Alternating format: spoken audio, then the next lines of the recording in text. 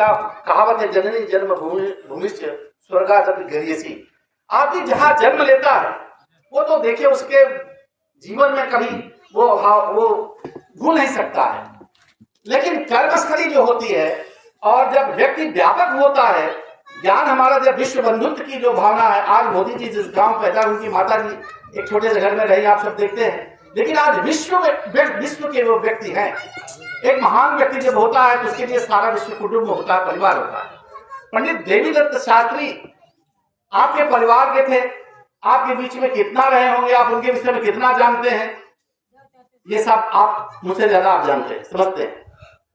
उस व्यक्ति का जो व्यक्तित्व था, मैं बड़े आश्चर्य था, मैंने इतनी मोटी किताब लिखा है, लेकिन आप आश्चर्य करिए कि ये जिला बनने के बाद मैंने शुरू किया है।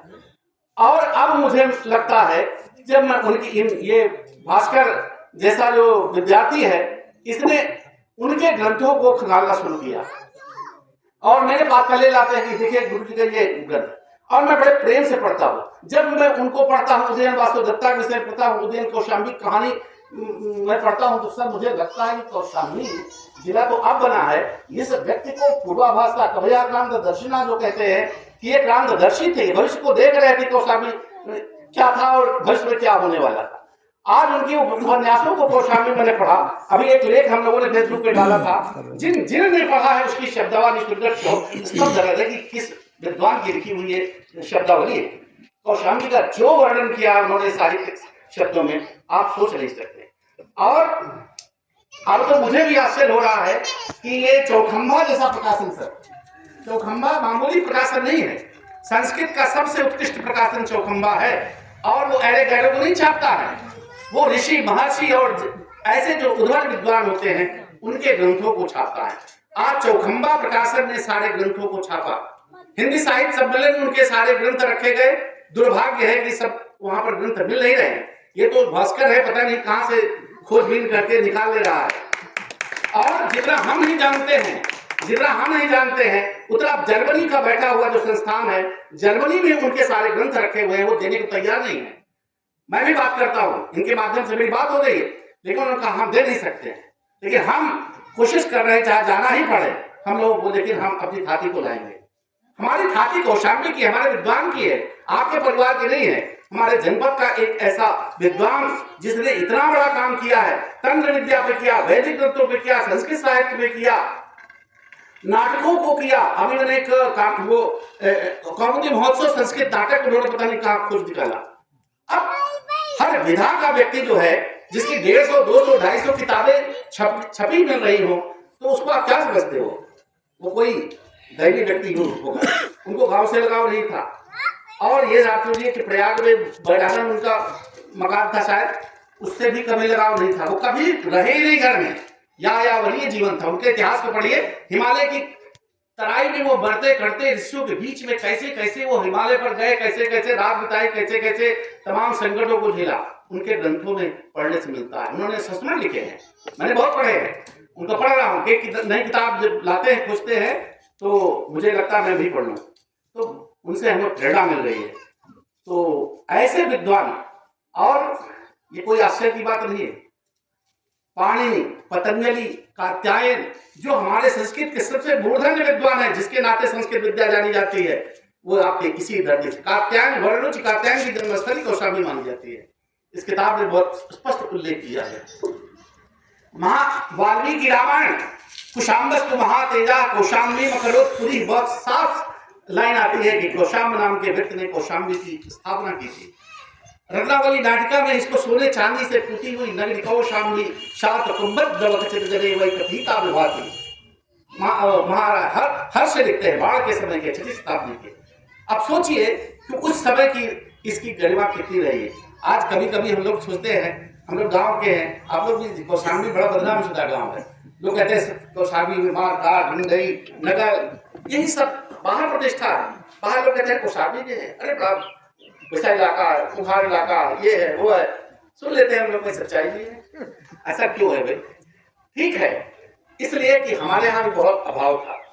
आज मैं इसको 4 अप्रैल 1997 जब जिला बना, तो मेरी आपको बहुत छोटा सी भूमिका है, सर बैठे हुए हैं, एक जिलाधिकारी थे, पहले जिलाधिकारी मनोज सिंह जी आए थे और हम लोग ऐसे सूचना अधिकारी के साथ मिलने चले गए।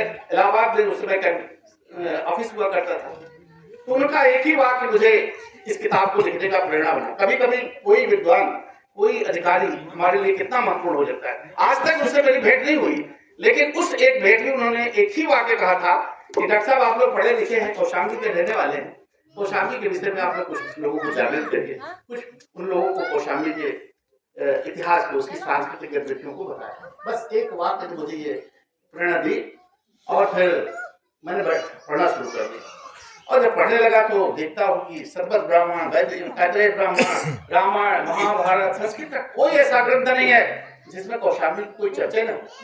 पाणिनि को पढ़िए, पतंजलि को पढ़िए, कात्यायन को पढ़िए, हर्ष को पढ़िए, नाटक को पढ़िए, एक एक से जो बौद्ध कालीन ग्रंथ है, त्रिपिटक में पूरे कौशाम्बी का वर्णन है। बौद्ध ग्रंथ हो, जैन ग्रंथ हो, तो उस समय की ये धरती है।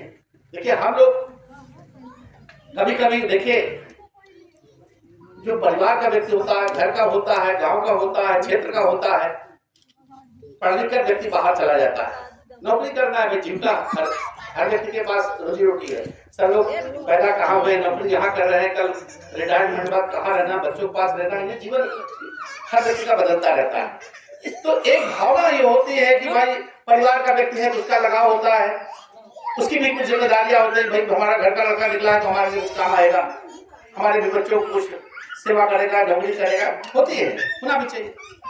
लेकिन जब बहुत व्यक्ति आगे उसको विश्व कुटुंब की भावना जब आ जाती है, जब उसकी जिम्मेदारियां बहुत बढ़ जाती है, तब फिर वो बहुत सी चीजें वो सार्वजनिक हित में सोचता है।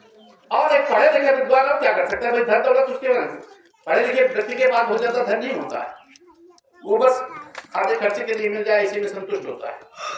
और ये विद्या जो है, कहते विद्या धनम सर्वधनम प्रधानम, और विद्या ऐसी चीज है कि न भ्रातृभाग्यम न चौराहार्यम, विद्या ही ऐसी है जो भाई इसको बांट सकता है, न इसको कोई चुरा सकता है। ये विद्या धन जो है वो बहुत बड़ा धन होता है। और आज चाहे पंडित देवीदास शास्त्री जी को मिली हो, चाहे भास्कर गुरु, चाहे हम गया, आप में से किसी भी बच्चे को, कहते स्कूल में कौन सा बच्चा, छोटा बच्चा कल कहाँ होगा, उसको क्या पता था भास्कर को।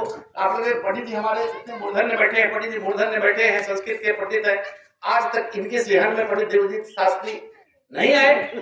शायद मिला होता तो हो सकता है इससे पहले ये सारा काम कर दिए होते, लेकिन अवसर नहीं मिला। पंडित जी पढ़ करके गांव चले आए, शोध करने का अवसर नहीं मिला। और आज वो कार्य भास्कर तुम्हारे परिवार के बच्चे को मिला है जो संस्कृत पढ़ करके, ये भी नहीं जानता था। अभी पिछले कार्यक्रम में आया था तो इनको भी बहुत जानकारी नहीं थी। हम लोग बैठे बैठे सोचा कि ये व्यक्ति कौन है। अभी एक प्रोजेक्ट मिला था हमें उत्तर प्रदेश संस्कृत संस्थान से, तो इनको हमने अपना असिस्टेंट एक रिसर्चर बनाया। तो हमने कहा भाई तुम देखो, अब हम तो भाग दौड़ बातें तो बाइक से पता करो। उस दरमियान इन्होंने पंडित देवीदास शास्त्री को खोजा और खोज कर कहा कि मेरे बाबा लगते, मेरे परिवार के। अब बताइए, इनको पता, आपने भी कभी चर्चा नहीं किया होगा तो विस्तार से नहीं, शुरू से कहाँ से कहाँ व्यक्ति किसको होता है। तो मेरा कहने का मतलब, आज जो भी व्यक्ति आप परिवार के हैं, हम लोग एक गुरु के नाते, एक शिक्षक के नाते, इनके साथ तो हम हर तरह से जुड़े हैं, क्योंकि बहुत प्रोत्साहित करते हैं, केवल इसी क्षेत्र में नहीं, और ये भी उसी तरह से बहुत अच्छा लिख रहे हैं। ये स्वयं भी एक अच्छे विद्यार्थी, अच्छे लेखक हैं, और पंडित जी के विषय में जो कार्य कर रहे हैं उसका परिणाम इनको भी कहीं न कहीं से अच्छा मिलेगा।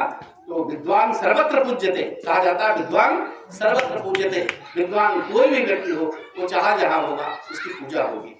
तो आज का ये अवसर मुझे बहुत, मैं इस धरती का पुत्र हूँ, मैं इसी मेरा गांव जो है दरवेशपुर पड़ता है, भरवाली का, मैं भी पढ़ लिख करके विश्वविद्यालय गया, और आज हम भी मकान बना के रह रहे हैं प्रयाग में। लेकिन अब गांव और अपने माता पिता, अपने परिवार कहीं न कहीं से तो हम कहीं भूल नहीं सकते हैं, भूला भी नहीं जा सकता है। लेकिन हम लोगों की जिम्मेदारियां हैं, हम लोग दिन भर व्यस्त रहते हैं, पढ़ाते हैं, तो उतनी जिम्मेदारियां हैं। हर चीजें कोई अपेक्षा बहुत करते हैं, भैया गाँव नहीं जाते, घर नहीं जाते, छोटी, तो कहीं ना कहीं जहाँ भी हैं फुर्सत रही, जहाँ भी हैं हम काम में ही हैं। तो जहाँ भी है वहाँ आप हैं हमारे साथ। ये परिवार हो, घर हो, गांव हो, क्षेत्र हो, तो व्यक्ति ऐसा नहीं है, उसके जहन में सब कुछ रहता है। तो ये सब माताएं बहनें जो भी हैं, इस पुत्र को आप अपने भाषण को आशीर्वाद दीजिए कि पंडित देवी दत्त शास्त्री जो नहीं कर पाए वो करके दिखाए। आज बड़ी खुशी है, देखिए महान व्यक्ति मुख्य विकास अधिकारी जी बैठे हैं, संस्कृत के विद्वान हैं, हम लोग से थोड़ा परिचय हुआ, परिचय बढ़ते बढ़ते भाई एक संस्कृत का विद्वान जो होता है उसके भीतर भी संस्कृति होती है, और संस्कृति जब होती है तो कुछ हमको लोगों को बताने की जरूरत नहीं पड़ती। उन्होंने बस सिर्फ यही कहा कि एक विद्यार्थी काम कर रहा था गांव में, और मैं तो गांव का ही अधिकारी हूँ इसलिए के लिए आया हूँ, तो उसका उत्साहवर्धन होना चाहिए, मैं बिल्कुल आऊंगा। और उन्हें एक केवल वाक्य पर उन्होंने अपनी स्वीकृति दे दी। मैं बहुत बहुत से भास्कर की तरफ से मैं आभारी हूँ कि हमारे जनपद में, और सर विश्वास दिलाऊं कि मैं जिला जब से बना है, कोई भी डीएम, कोई भी सीडीओ, कोई भी अधिकारी आए होंगे और कोई भी कार्यक्रम हुआ होगा तो मैं बहुत तन मन से पूरे जिले में भाग के जाता था। प्रसाद मुख्यालय में होता जाता था, किसी गांव क्षेत्र में होता था जाता था, लेकिन इधर थोड़ा अब मैं भी उम्र हो रही है इसलिए भाग दौड़ नहीं कर पाता हूँ। और उसका कारण यह था कि अधिकारी बड़े मन अनुकूल मिलते थे। वहां कुछ नहीं है, रातराज गोष्ठी हो रही है, रातराज एक गोष्ठी हो रही है, कौन सा दिवस आ रहा है इसमें गोष्ठी हो रही है, तो सब जैसे लोग प्रेरक आ जाते हैं ना, क्योंकि आज गोष्ठी हो रहा है, कुछ कार्यक्रम कहीं होना है, जाना है, पहुंचना है, तो उससे बड़ा आनंद मिलता है। उसका परिणाम यह है कि हमने नए नए ग्रंथों को पढ़ा, नई नई खोजें किया और कौशाम्बी के विषय में वो कार्य किया जो आज मेरी पहचान इस किताब से है। हमने बहुत कुछ लिखा है, लेकिन वही है जननी जन्म भूमिष्य स्वर्गात् अभिगरीषि। तो ये सब बहुत कुछ बातें कहने के लिए है, बहुत कौशाम्बी के विषय में है, इस किताब में भरा है। तो एक इन्होंने कहा कौशाम्बी की कविता सुना दी है, हमारे टीडीओ साहब भी मेरे फेसबुक पे बहुत सुनते हैं, लेकिन साक्षात सुनने का इनको पहले मौका मिला। एक देखिए कौशाम्बी को मैंने कौन सा यहाँ राजा हुआ, कौन से ग्रंथों में इसका वर्णन है, उस सब को एक इतिहास को मैंने कविता में बांधा। तो आप लोग सुन लीजिए तो अच्छा है अनुमति है ना? जी जी।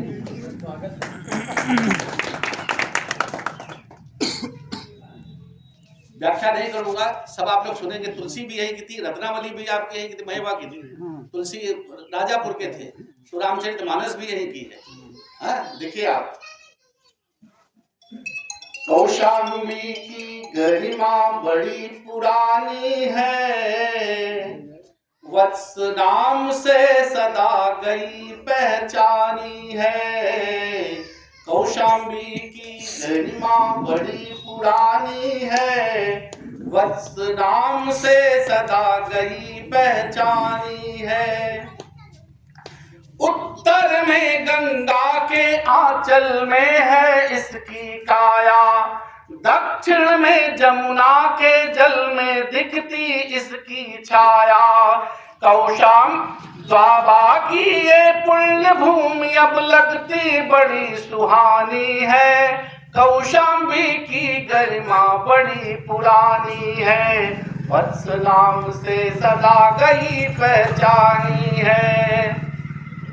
वेदों ने इसकी महिमा की गुण गाथा को गाया है, कई पुराणों में इसकी महिमा का वर्णन आया है।